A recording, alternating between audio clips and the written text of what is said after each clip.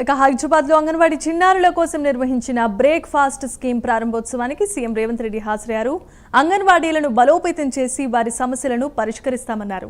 దేశంలో food security ఉన్నా కూడా పిల్లలకు సరైన న్యూట్రిషన్ ఫుడ్ అందటం లేదన్నారు. అందుకే రాష్ట్ర ప్రభుత్వం శిశువు కడుపులో ఉన్నప్పటి నుంచే తల్లికి పౌష్టిక ఆహారాన్ని అందిస్తోందని ఆయన అన్నారు.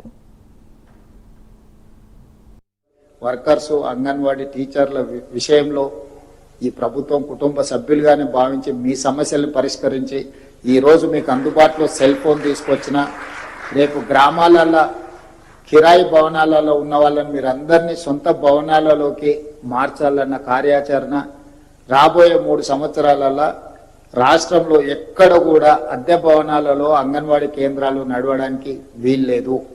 100% సొంత భవనాలకు తరలించడానికి అవసరమైన కార్యాచరణ నిధులను రాష్ట్ర ప్రభుత్వం కేటాయిస్తుంది. మీరు ఆ కార్యాచరణను సిద్ధం చేసుకోండి. ఆహారం లేకపోవడం వల్ల సమస్యలు లేవు, పౌష్టికాహారం లేకపోవడం వల్ల ఎక్కువ సమస్యలు వస్తున్నాయి. అవే భవిష్యత్తులో ఆరోగ్య సమస్యలుగా మారుతున్నాయి. ఈరోజు జబ్బు వచ్చిన తర్వాత దాన్ని బాగు చేయడానికి వేల కోట్ల రూపాయలు ఖర్చు పెడుతున్నాం.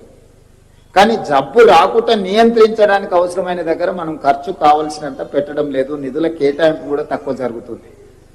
వచ్చిన జబ్బును ట్రీట్మెంట్ చేయడానికి పెట్టే ఖర్చు కంటే జబ్బు రాకుండా ఉండడానికి అవసరమైన కార్యాచరణ మనం తీసుకోవాలి.